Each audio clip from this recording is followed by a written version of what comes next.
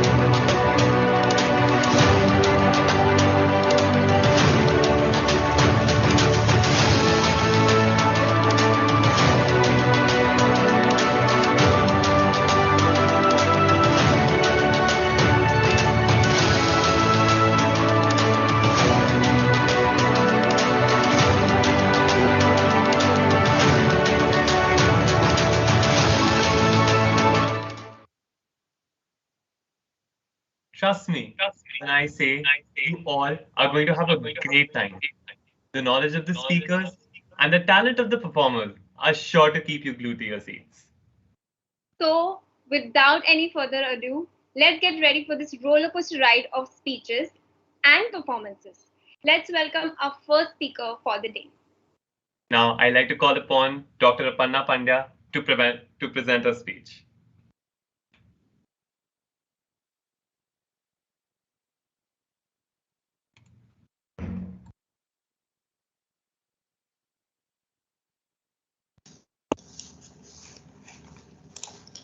Can you hear me? Yes, we can. Yeah, great. So, a word of caution. My talk will have some references from the 2009 release movie 3 Idiots. So, if you have somehow not watched that movie yet, you know what they say. You're never too old and it's never too late. So, let me tell you a story. I was in 5th standard. We had a chapter in social studies on volcanoes, earthquakes, and tidal waves.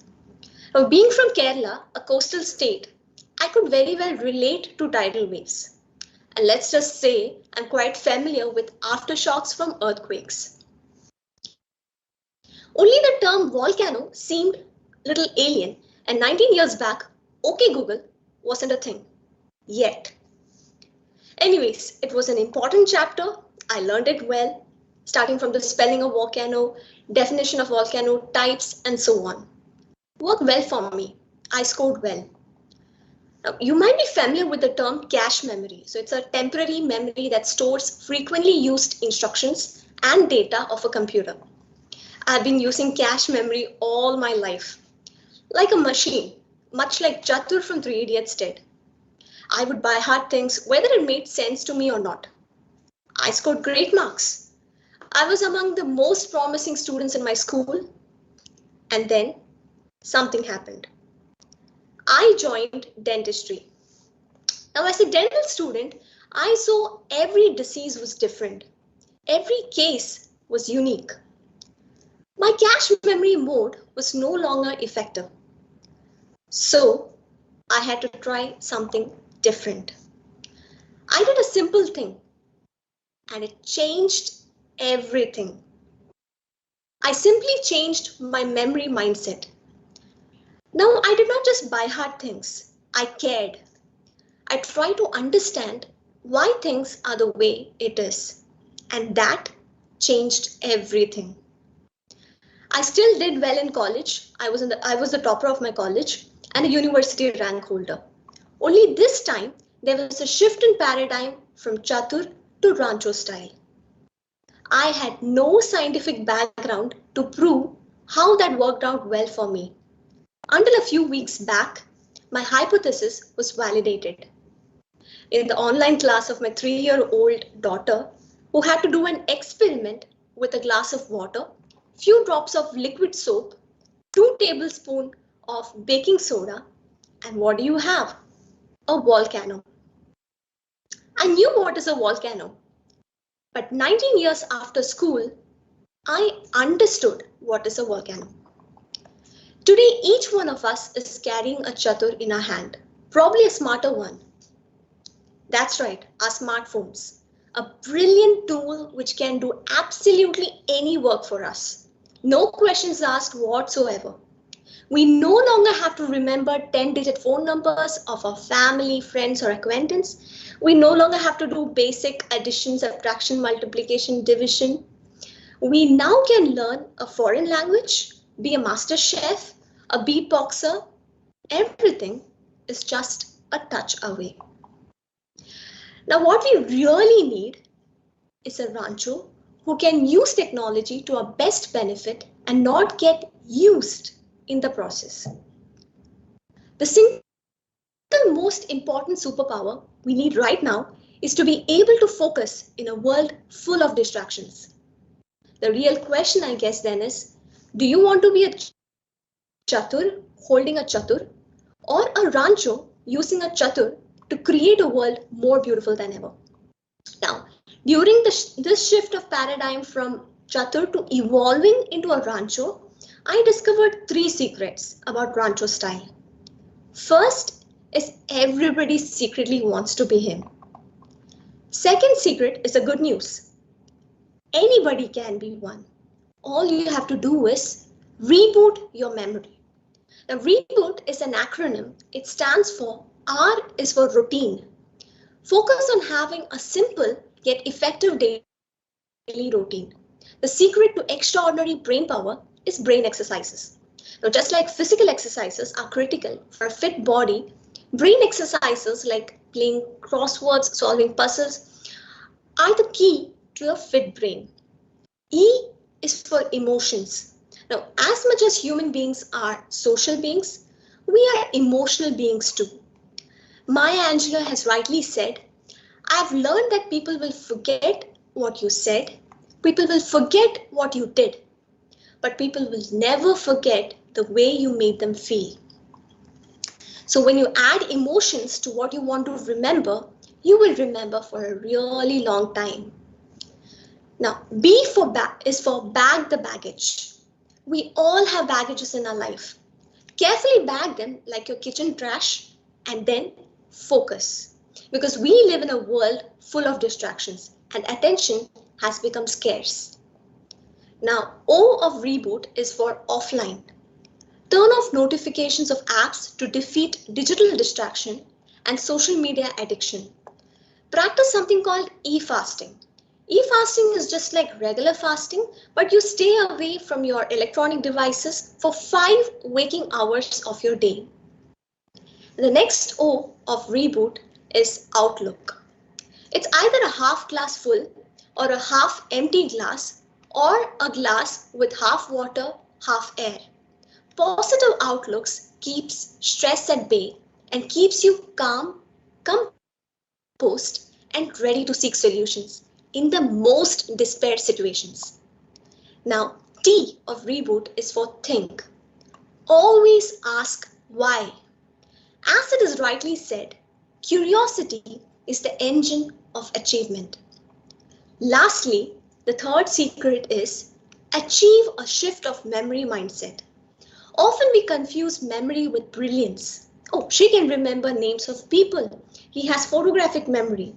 But if you dig deeply into the subject, memory is a skill more than a gift you're born with. Anybody can train themselves in remembering all the numbers in pi. Anyone can be a memory athlete. In fact, most memory athletes began with an average memory, like you and me. So, are you ready to shift your memory mindset and reboot your memory to meet the legendary version of yourselves you are yet to meet? Thank you.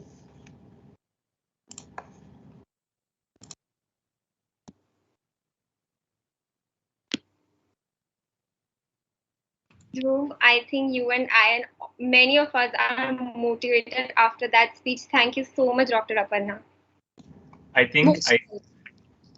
It was just too good. I think the best part was about actions because I think a lot of us need to take from that and about emotions. It's just, thank you so much. Thank you. All right.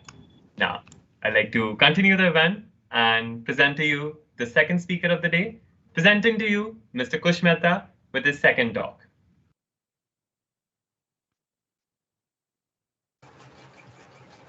Good morning, people. Good evening, people. Are athletes really getting faster, better, and stronger? Is the ultimate form of sports forgotten? The Olympic motto is Citius, Altius, and Fortius, which means faster, higher, and stronger. And athletes fulfill that motto year after year, edition after edition. Winner of 2012 Olympic marathon runner completed the race in 2 hours, 8 minutes, and 1 second, while the winner of 1904 Olympic marathon runner completed the race in 3 hours, 28 minutes, and 53 seconds. So just imagine if both these runners ran in the same race, the 2012 winner would have completed the race by an hour and a half. So that's a big, big, big time. You can complete another half a marathon. Are we getting better? I just remember my parents telling that our ancestors were much more healthier and fitter, but this thing contradicts that. So what is making such a big difference? In 1936, Jesse Owens held the world record of 100 meter. Jesse Owens ran in 10.2 seconds. If he would have ran the championship in the 2012, he would be 14 feet behind Usain Bolt. And he would be probably finishing last. Why such a big gap? Jesse Owens was a legend of his time. The gap is because Usain Bolt starts himself by propelling himself out of the blocks, whereas Jesse Owens had to dig a hole in the ground and then start. Usain Bolt ran on specially fabricated carpet, which allows you to be much, much more faster. Jesse Owens ran on cinders, the ash from burnt wood, which used far more energy from the Usain Bolt. Biomechanical analysis show that if Owens ran the same run on the same surface as Usain Bolt, then he wouldn't have been 14 feet behind, but just 1 stride behind. That's the difference track surface technology has made. In 1954, Sir Roger Bannister became the first man to run a mile under 4 minutes. Nowadays, college kids do that every day. In 2013, 1,314 runners ran a mile under 4 minutes. Like Jesse Owens, Sir Roger Bannister ran on cinders, which was much more softer and used far more energy than synthetic tracks today. According to biomechanic experts, to find how slower it is to run on cinders, it is 1.5% slower. And if you apply that 1.5% slower rate on every man who finished a mile under 4 minutes, then out of 1,314, only 530 are left. But still, 530 is lot more than 1. Why such a big difference? The difference is because people training today are much more and training more intelligently. Sir Roger Bannister, who trained for 45 minutes and ditched his gynecology lectures in medical school, and that guy who won the 1904 Olympics in the marathon, which he completed in 3.5 hours, that guy was drinking rat poison and brandy, thinking that this will enhance his performance. That was his trick of performance enhancing drugs. Performance enhancing drugs have definitely made a big difference in some sports at certain time. But definitely, technology has made difference in all sports from faster skis to lighter shoes. Take a look at the record of 100-meter freestyle swimming. It has improved a lot throughout the years, but there have been major cliffs due to the certain changes in the sport.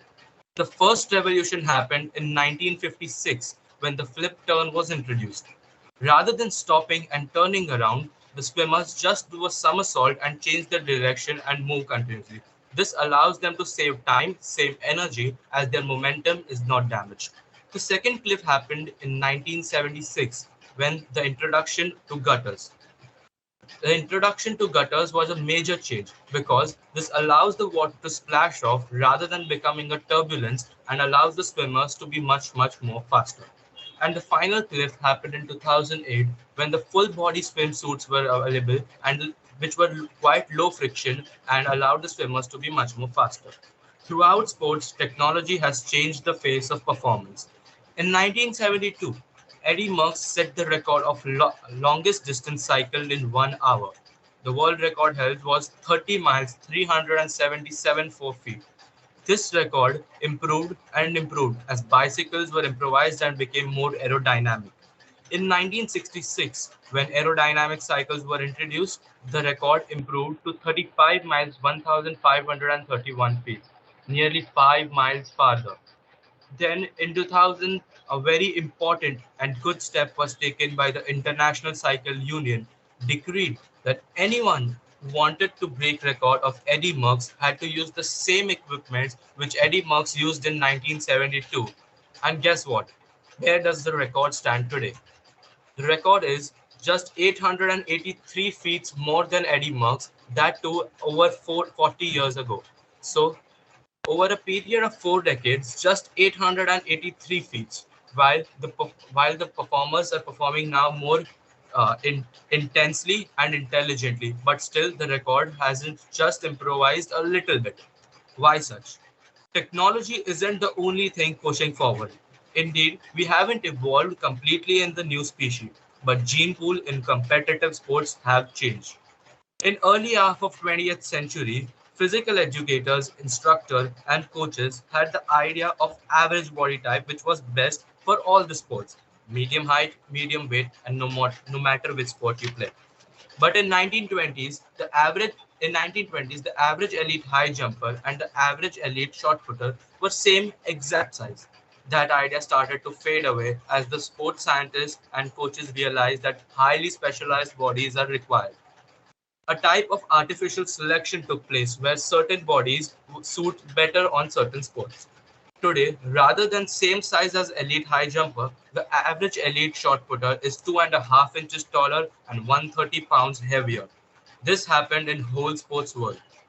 As the sports evolved and as it started to broadcast on televisions and internet, when watching sports became prime entertainment and the game became more intense and the demand for specialized bodies increased and increased. The sports where height is prized like basketball, the athletes got taller.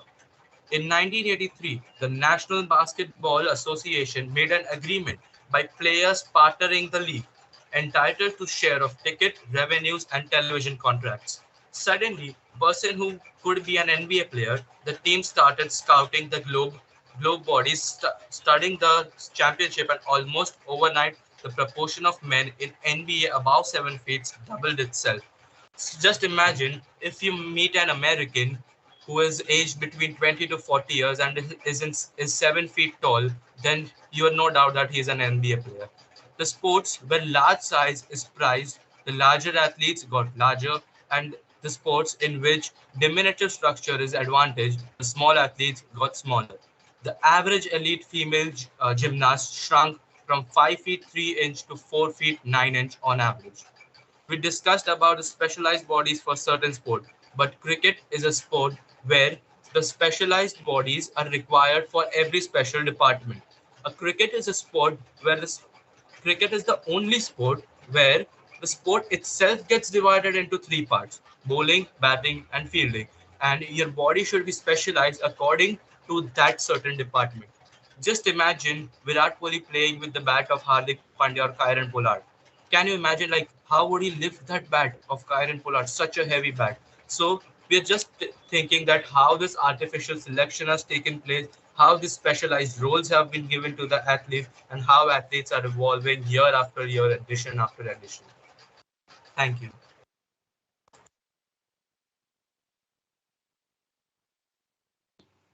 The talk was very informative and inspiring. Thank you, Kush. Thank you so much, Kush. I think the main part which I really like is the fact that train smarter and not harder. Yes. Hits the nail on the head.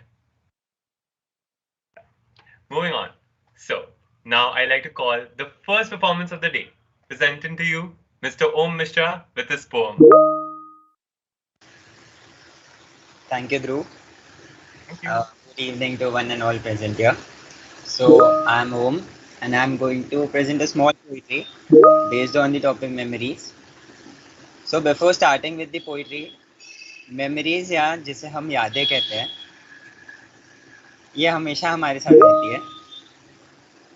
कभी कोई चीज़ को देख के, कभी कोई लम्हे को जीते जीते या कभी कोई इंसान से मिलके ये एक साया बन के आ जाती है. सो जो भी मैं बोलने वाला हूँ, it would touch upon the real life instances जो शायद इधर जितने भी लोग हैं सबने एक्सपीरियंस किया होगा, करते भी होंगे. So the title of my poem is यादें. I couldn't think of a complex title, so starting with it. तो कहना कुछ ऐसा है कि यादें ना रुलाती भी है और हंसाती भी है, दर्द भी दे जाती है और उनका मरहम भी, और इसीलिए ये हमेशा साथ रहती है. जिंदगी का कोई अंदाज़ा नहीं लगा सकता, सब कुछ एक ना एक वक्त पे छूट जाएगा, पर अगर कुछ साथ रह जाएगा तो वो है यादें. तो कहना कुछ ऐसा है कि बचपन में माँ और पापा ने हाथ में खिलौने थमा दिए. कुछ खिलौने उस वक्त खास बन गए और आज धीरे धीरे वो भी यादें बन गए. तो कहना कुछ ऐसा है कि चीज़ें और लम्हे तो याद बन जाती है, सुना है, पर बहुत से लोगों की ज़िंदगी में इंसान भी याद बन जाता है. जितनी बार उसके बारे में सोचोगे, सिर्फ वो हंसी और गम के पल याद दिलाता है. तो कहना कुछ ऐसा है कि आज भी वो पल याद है जब मिट्टी में लिपटे हुए घर आता था, बिना हाथ पैर धोए घर में घूमने के लिए डांट जो खाता था. हाँ, पर अगर आज सोचूं तो जिम्मेदार इंसान बन गया हूँ. वो पल आज भी मुझसे आके कहता है कि फिर से मिट्टी में लिपटे हुए घर आओ, आखिर मैं क्यों याद बन गया हूँ. तो कहना कुछ ऐसा है कि कॉलेज में जाने पर स्कूल की बहुत याद आती है, और जब अपने पैरों पे खड़े होने का वक्त आता है तब कॉलेज की याद आती है. वो क्या है ना, यादें होती ही ऐसी है जो एक परछाई बन जाती है. हंसने और रोने में, दोनों में आपका साथ निभाती है.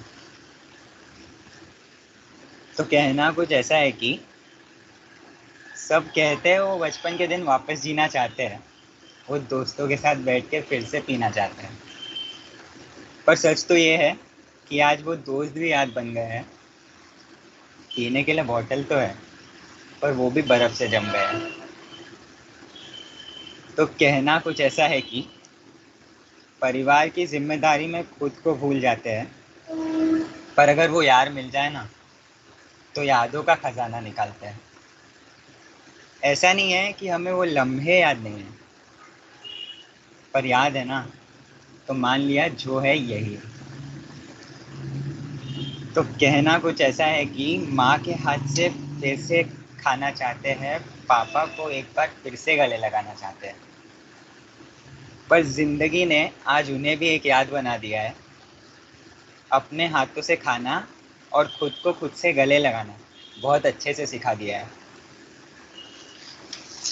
तो बस कहना कुछ ऐसा है कि कुछ पल बाद ये लम्हे बहुत याद आएंगे जब हम सब अपनी अपनी मंजिल पर पहुंच जाएंगे। अकेले जब भी होंगे, साथ गुजरे ये लम्हे यादें बनकर आएंगे। पैसे तो बहुत होंगे, पर खर्च करने के लिए ये लम्हे कम पड़ जाएंगे। जिंदगी के यादों को सोचते सोचते आंखें फिर से नम हो जाएगी। यादें होती ही ऐसी है, जिंदगी में अपना इतिहास फिर से नहीं दोहराएगी।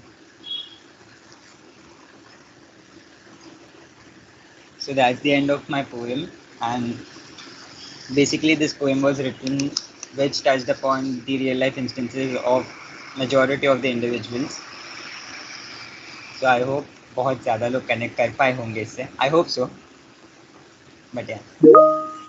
It was a And last, beautiful word. sorry to interrupt. Lastly, thank you to the TEDx team for giving me this opportunity here to present this poem.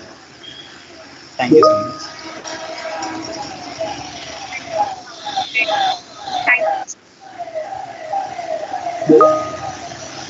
Thank you so much, Om. Honestly, I'm going to need a moment to process that. And I'm glad you chose a not so complex topic, because I think that's the essence of life. Just simple things. Yeah. Thank you for giving us this poem. We're really going to remember it for a long time. Thank you. All right. Yeah. Moving on with the talk for today. Now, I'd like to introduce our third speaker of the day, Ms. Sharmeen Zariwala. Hi everyone, am I visible and audible? Yes, I am. Okay.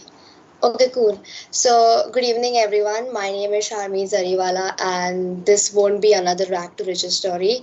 However, I do hope that this unique cultural talk finds you intrigued and inspires you.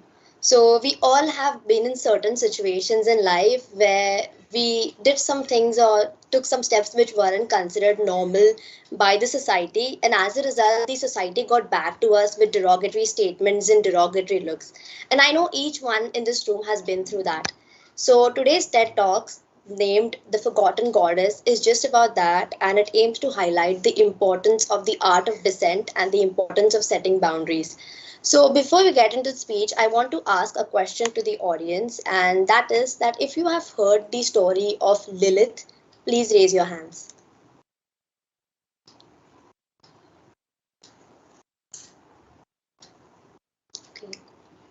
Quite a few. So if you have heard or if you haven't heard, so she is a controversial but iconic figure in the pop culture, and her story is surrounded by misconceptions. And I hope with this talk I am able to clear as many misconceptions surrounding her story. So to understand Lilith and her story, we must understand how she originated. So the talk about Lilith emerged in the 8th and the 10th century in the book of Alphabet of Ben Sira. And in the book, it mentions that she was created from the same clay as Adam. And I want you all to pay special attention to what I'm going to say next, because in the book, it is mentioned that she was the first wife of Adam.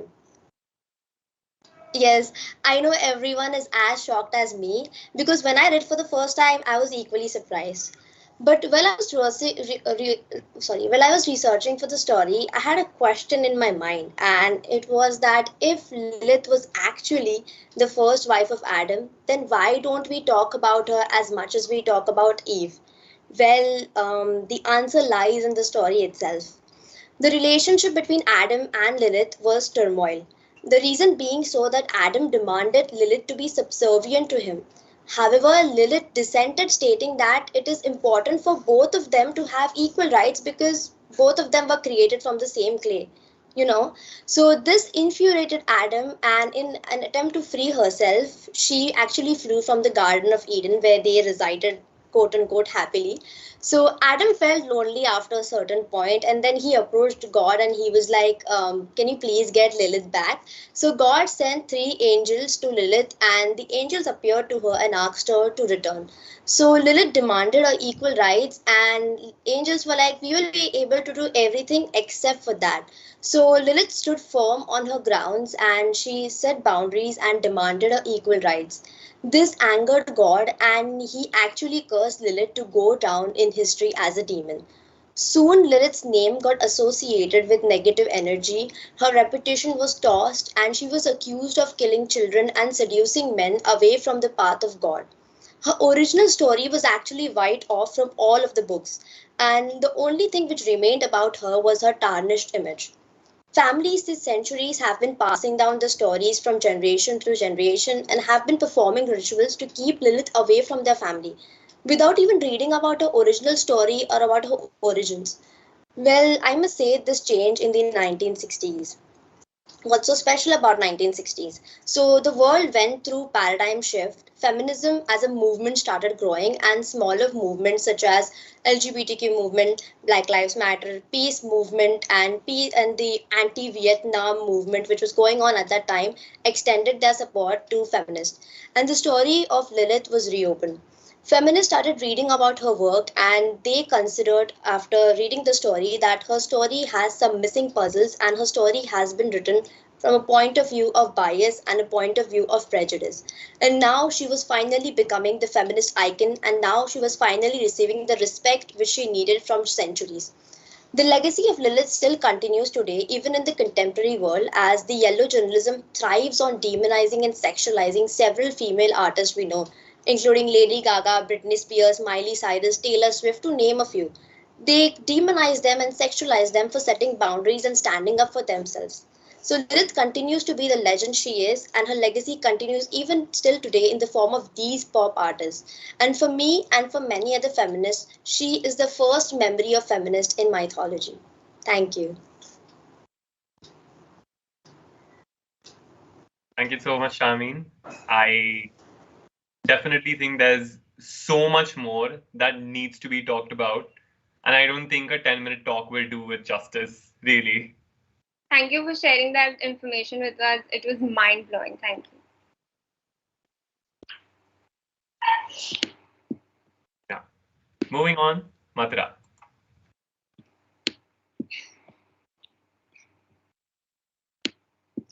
So, audience, it's time to get your mind to work. Now, let's welcome the Community Relations Department and buckle up for a game. Now, I'd like to call upon Ishan and Hitanshi from Community Relations to take over. This has been an extremely entertaining evening. I hope सबको मजा आ रहा है. Anyways, good evening one and all. I am Ishan from Community Relations, and with me is my co-host Hitanshi. Let us brighten and lighten the mood. Stop, Ishan. Enough of your boring speech. Let's play a game and have some fun. Okay. Hello everyone. There have been a series of murders last night, and TEDxUPG community requires your help to solve these mysteries and find the murderers. I am General Inspector Ishan, and with me is General Inspector Hitanshi. Thank you, Ishan. I would like to brief you all about how we will solve the case. You will all be divided into breakout rooms, and one of our team members will be there to assist you at all times. You will be given 4 clues per team, and the team that solves the mystery first gets the Best Detective Squad award. So, put on your Sherlock hats and let's get started with it.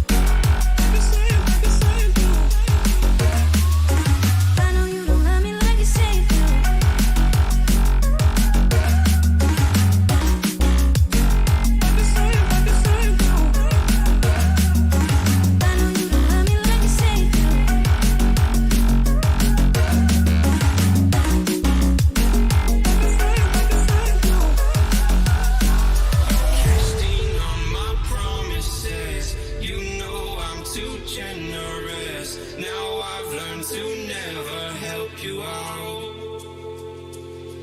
'Cause I'm done cleaning up your mess. Found myself in my regrets. I've become a little stronger now. A little stronger now. A little stronger now. A little stronger now. A little stronger now. You cashed in on my promises. You know I'm too generous. Now I've learned to never help you out. 'Cause I'm done cleaning up your mess. Found myself in my regrets.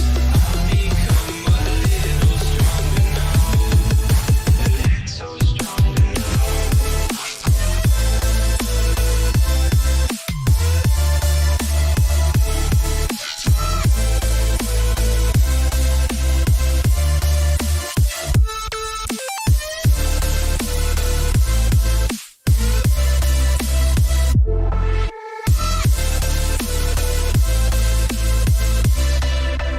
Casting on my promises.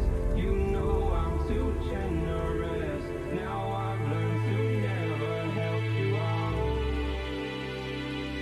'Cause I'm done cleaning up your mess. Found myself in my regrets.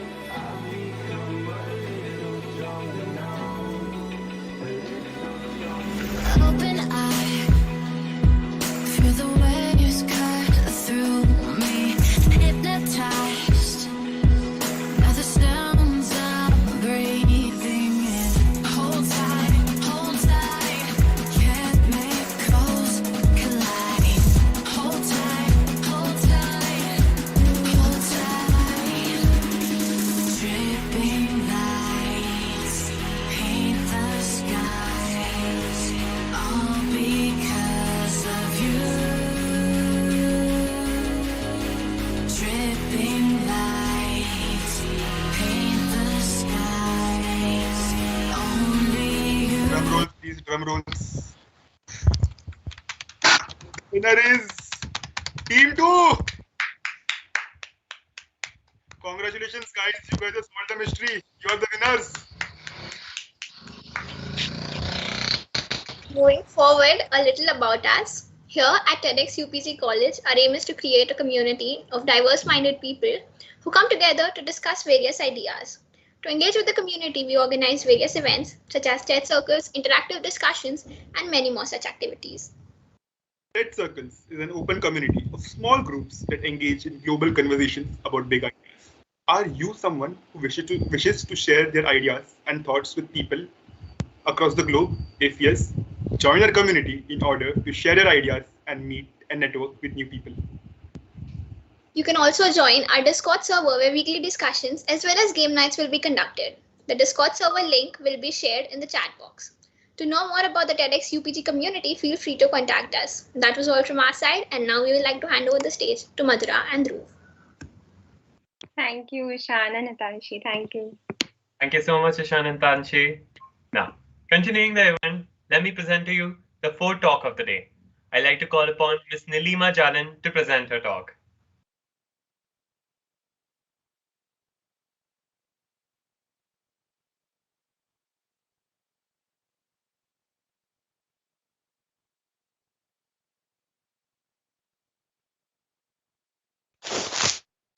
Can you hear me?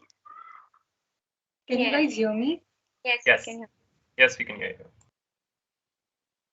So, hello everyone, I'm Nilima Jalan. I'm a 16-year-old and normal school-going student like all of you. So, what have I really done to be giving a TEDx talk today? Nothing much, just putting all that I feel, all that I want to share it with somebody into a piece of paper every single day with consistency, which is called journaling. And that is exactly what I'm going to talk about today. So, firstly, let's elaborate the idea. What is journaling? So, in a very layman language, I'm sure when you were a child, you must have tried to write a secret diary that you must used to hide from your parents, but you're not able to maintain that. So, I want you to recall that feeling. How did it feel like? It felt that you're able to put all your emotions into one piece of paper. And that very practice in Adulting 101 is known as journaling. And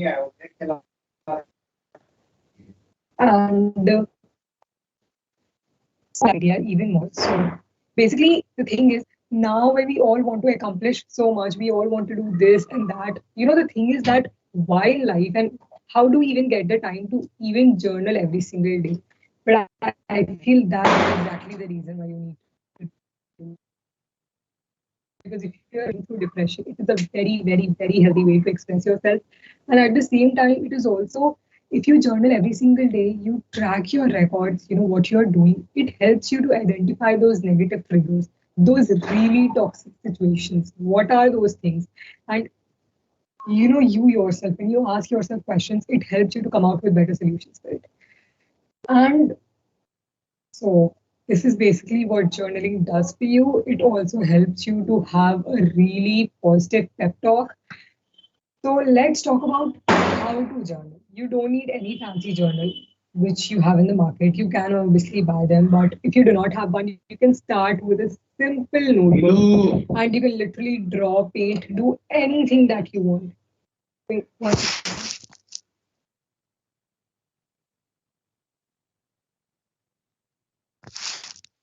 and you can literally draw, paint, do anything that you want. You can literally let your creativity flow into the paper. You can write poetries because remember, your journal is an expression of you. And in order to know yourself better, to attain more of its advantages, what you can do is basically, you know, you can start asking yourself a lot of questions. How do I feel today? What did I accomplish today? And you can start with the very basic questions. In the journals that you have in the market, you already have most of these questions. And, like you can also, it is really said that what you do today will determine your future. So, at the same time, you can make a lot of a lot of to-do list and, a lot of goals because even the book, The Secret said that when we keep looking at our goals, subconsciously or consciously, our mind, it starts working in that direction to really make that happen. So that is all that you can do in your journal. Now let's address the biggest elephant in the room, how to journal every single day with consistency. Now, let me be very honest. I have done it and I know it is hard. And especially in the starting, when you're trying to develop a new habit, it is going to be super hard. So, what I did during my initial times was I used to keep it, beside my bed. And every time that I would go to sleep at night, I was able to write it. After a point when I had written a few, really private things, I did not want people to know about them. I literally used to, like I did not want people to know. So I used to mix this. There were times when I literally used to set reminders on my phone that I have to journal. And doing it for weeks, like 2 to 3 weeks, it soon became a habit. And I have been doing it till date. So wrapping it up, I hope this talk, it convinced you to start taking a piece of notebook, sharing all that you want to a piece of paper because in front of the world, we all try to be these human beings who are, really, really accomplishing things. We try to be confident, but we always look for a human where we can be vulnerable, where we can share all our insecurities without any doubt. So journaling is that one practice. Go take your notebooks and do it. And trust me, years later, when you will come back to that journal, what you used to write, it will help you in so many ways. Firstly, it will obviously take you down such a nostalgic memory lane. And along with it, it will also help you in, you will see that, okay, that day it used to matter to me so much, but I have grown so much as an individual. It helps you track your personal growth.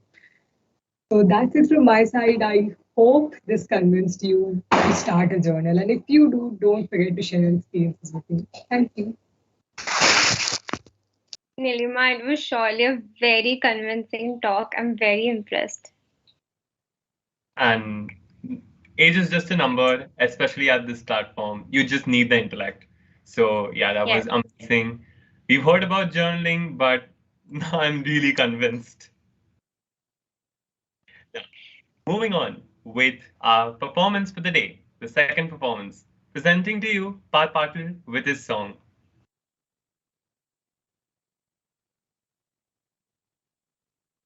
Yeah guys, actually I have a camera problem, so मैंने पहले ही record कर चुका है मैंने, and अभी वो मेरे पास है रिकॉर्डिंग, सो मैं वही प्ले करता हूँ। एंड वो हमारे सर ने यूट्यूब पे भी डाला है, आकाश देसाई करके, तो मैं प्रेजेंट करता हूँ। Okay.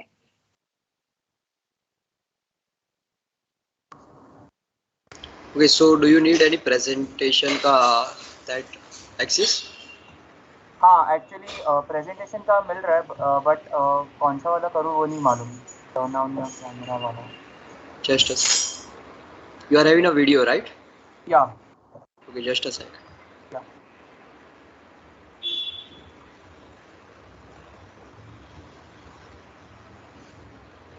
अभी विजिबल है मेरा video? Yes, yes, yes. You can go. So the topic is memory, right? So ये मैंने एक गाना प्ले किया है, सो आप गेस भी कर सकते हो, एंड आई थिंक कि वो गेस से ही पता चल जाएगा कि मैंने कौन सा गाना प्ले किया है। सो या प्लीज एंजॉय।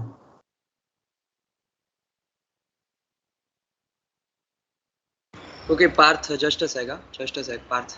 Yeah. लाइक आपने जब प्रेजेंट किया ना, तो वहाँ पे साउंड शेयर करने का भी ऑप्शन आता है, वो टिक करना पड़ेगा। वापस से एक बार स्क्रीन शेयर ऑफ करके ऑन करो ना प्लीज। ओके या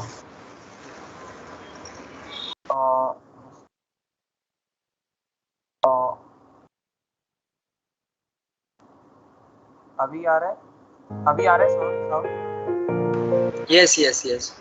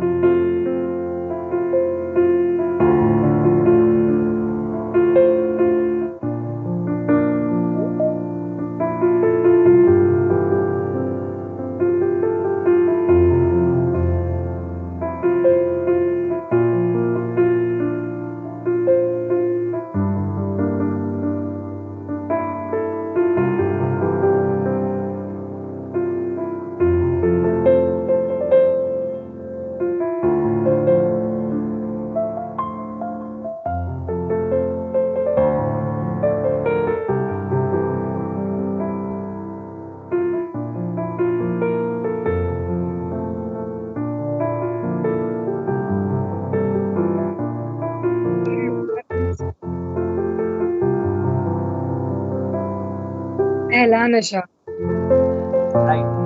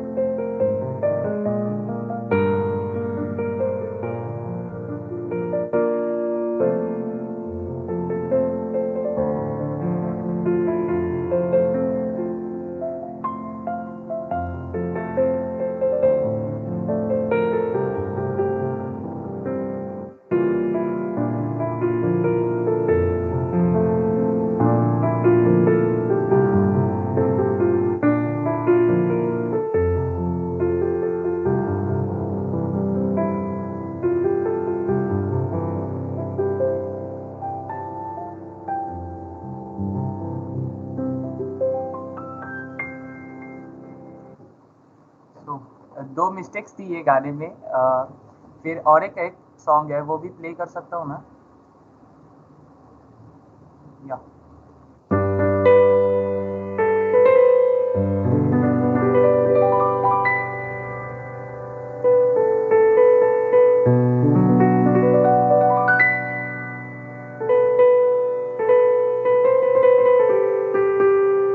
लग जागल।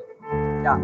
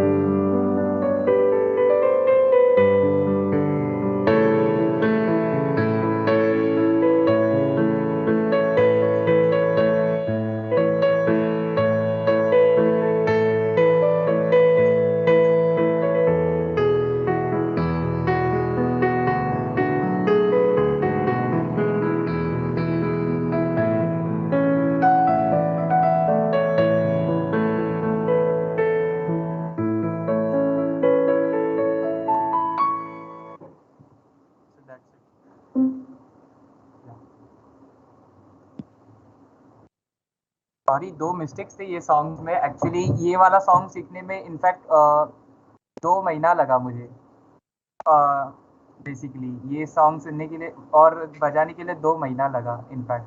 बहुत हार्ड सॉन्ग है एंड मेरा बहुत फेवरेट है। According to your topic memory, ये एट द टाइम का वो मेरा फेवरेट मेमोरी है जो ये गाना मैंने सीखा था। Thank you. कोई किसी को मिस्टेक का कुछ दिखे नहीं, इट वाज ब्यूटीफुल, सबके मुंह पे स्माइल आ गई थी, it was a very beautiful performance. I think these songs, all of us we have heard them by our parents or just we have grown up with these songs. So yeah, listening to them just really lightens your mood. Yeah. Thank you so much, Pat. Yeah, welcome. Now, moving on, I like to call upon the fifth speaker of the day, Ms. Bhavishka Mendonca.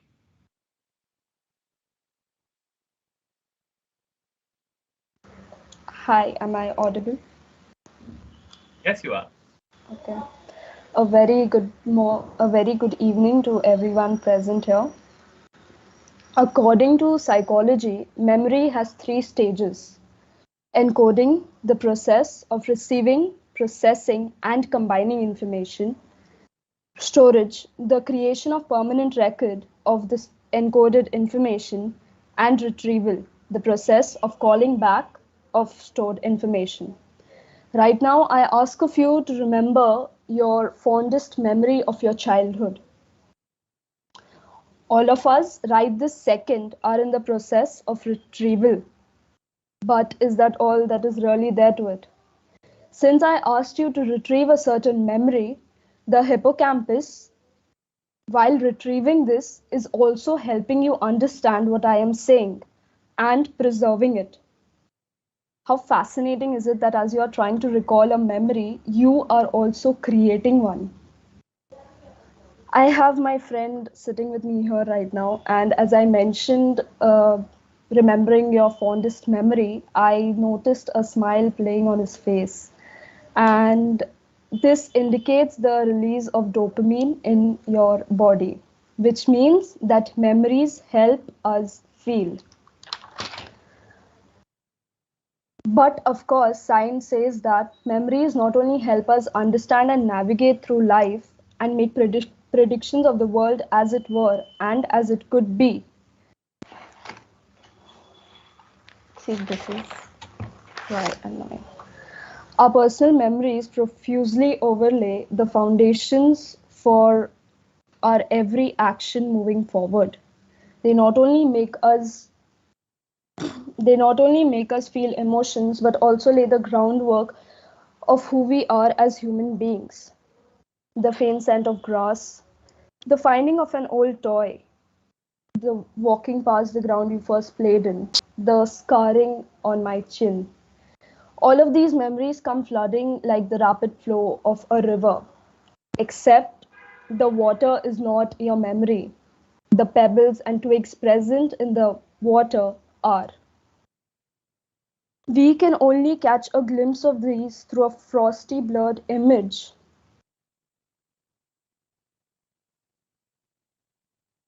So I ask you again, how much of what happened this year do we really remember?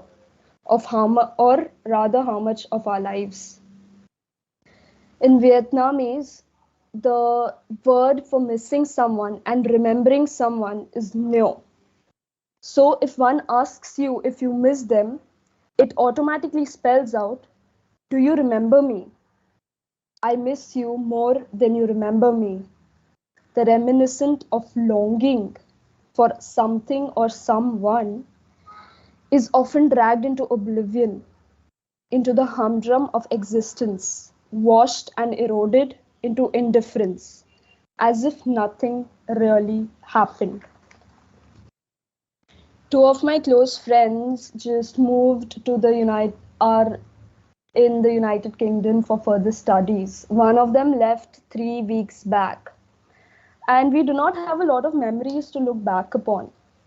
We try our best to, talk to each other on call and catch up with each other. A few nights back, she called me late at night and I really wanted to sleep, but I thought otherwise and I was like, chalo, let's talk to her. And she called me just to show me her outfit. And I realized in that moment that even though I was not present with her in person, I was still a part of the memory that she was making that night.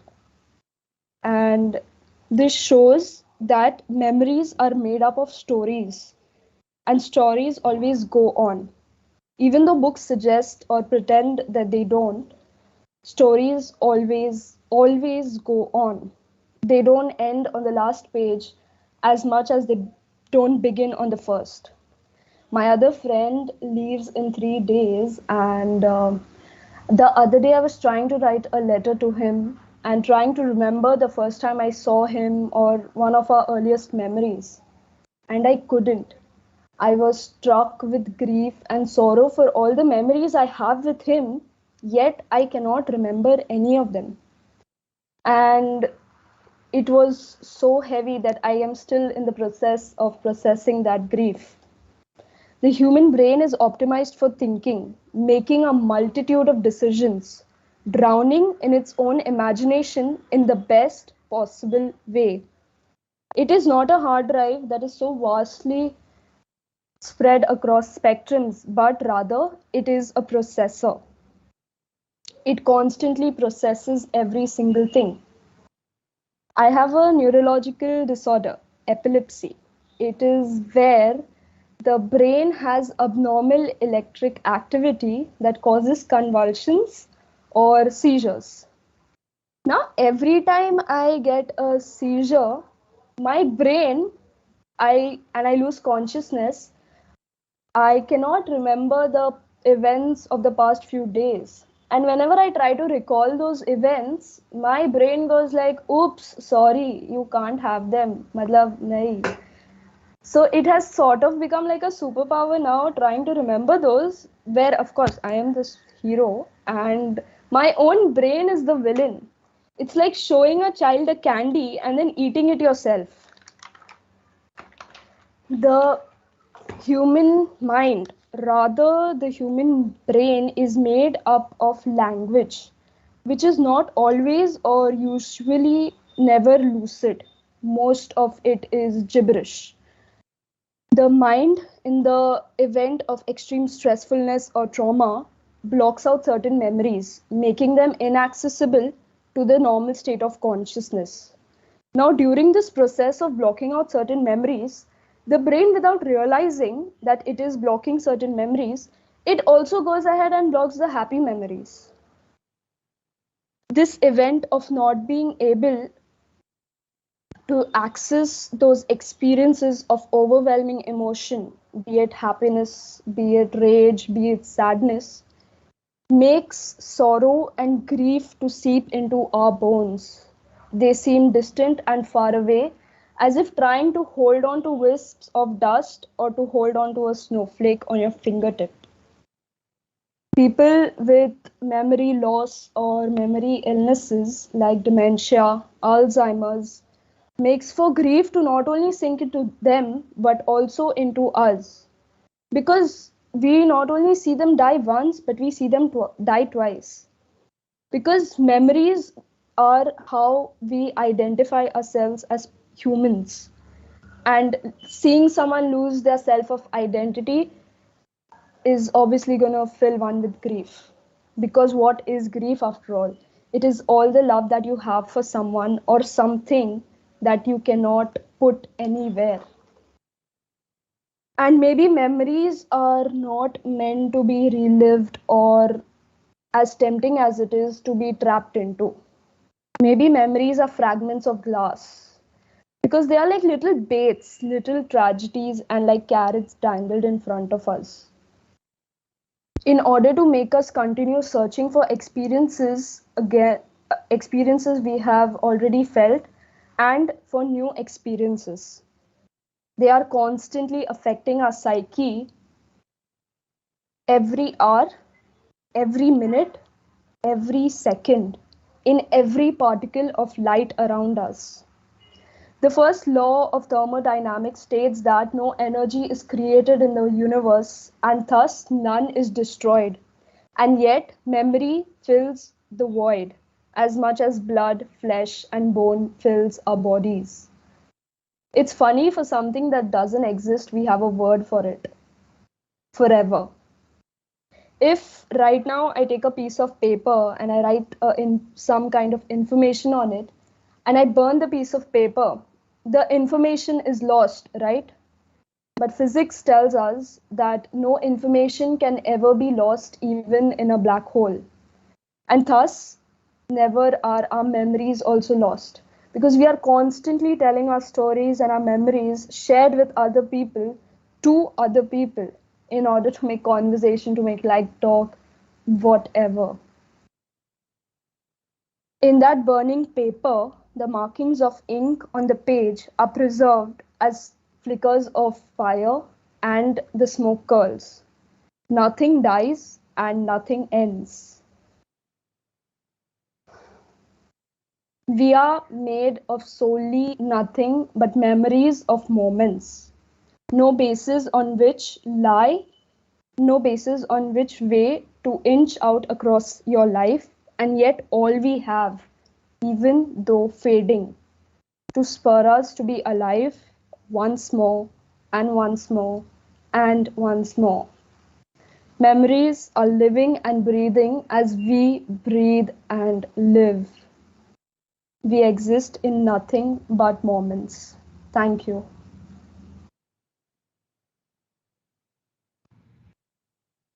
Avishka, I think this was a very unique way of explaining the concept of memory. I loved it. And I feel memories are just, you get so emotional talking about them, and it's, you really can't help it. So it was beautiful, Bhavishka. Thank you so much. And just a small request to the audience to please switch on the cameras so that we can interact better with you. I know it's, if it would have been offline, it would have been a very different situation, but this We was would fun. really love for all of you to switch on your camera. All right. Moving on with the event, now I'd like to call upon the final speaker of the day, Mr. Meg Shah, presenting his talk to you.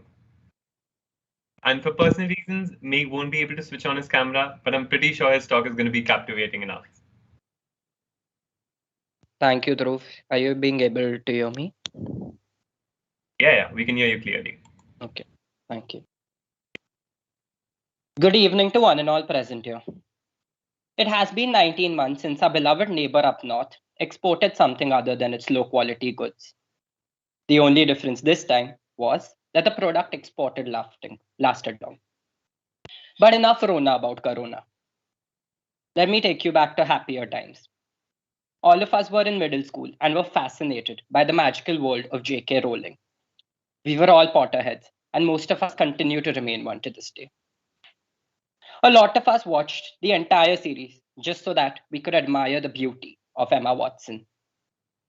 Frivolity aside, the theme for today is memories, and the character of Albus Dumbledore was perhaps a fine example of the same. Albus Dumbledore was the greatest sorcerer of his time.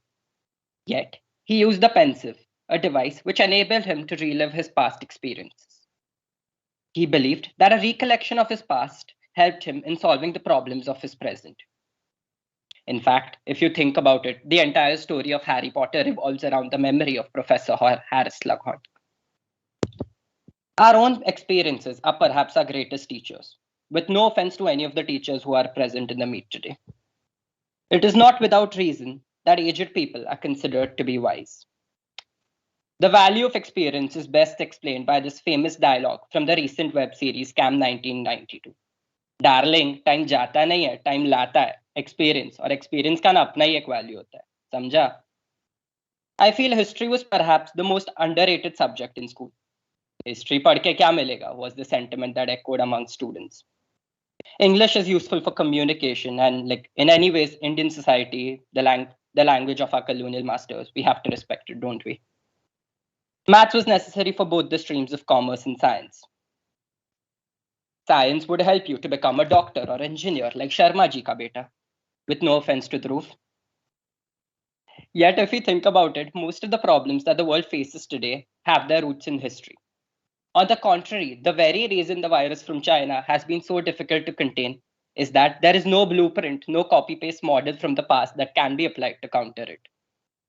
Now let us look at India as a country, a developing country which faces two major problems called Pakistan and China. China betrayed us in 1962 when it attacked us and seized Aksai. Our Prime Minister at that time, Mr. Nehru, always thought of Beijing as a friend, in spite of glaringly obvious signs towards the opposite. The Indian soldiers knew that they were fighting a lost battle. For each Indian soldier, China had deployed 5 to 10 soldiers who were armed with automatic rifles with no shortage of ammunition and artillery support. The Chinese army was ably supported with a great network of roads.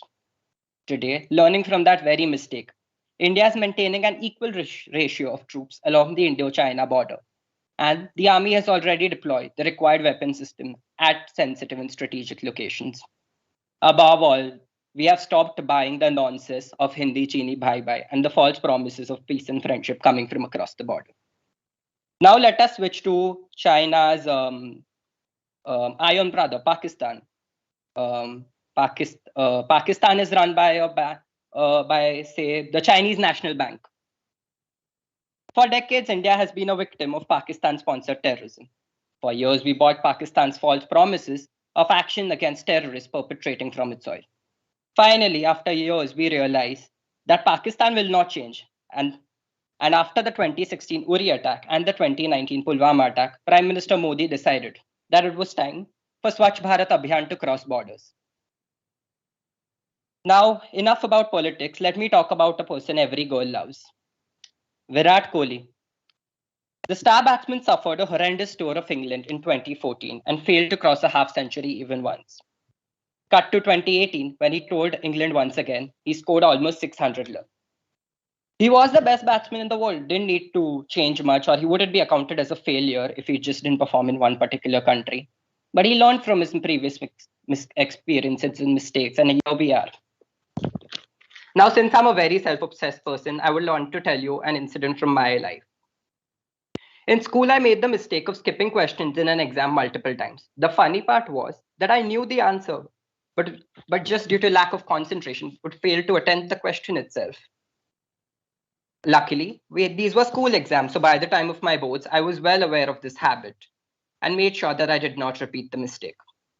So many of us made silly mistakes in school, like skipping a question, numbering a question incorrectly, or making a simple calculation error.